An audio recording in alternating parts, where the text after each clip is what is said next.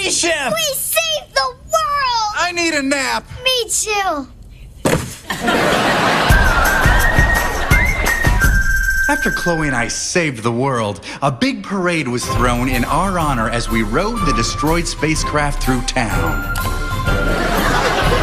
Avery and Bennett seemed happy about something. Tyler kept feeling good about his life and his muffin.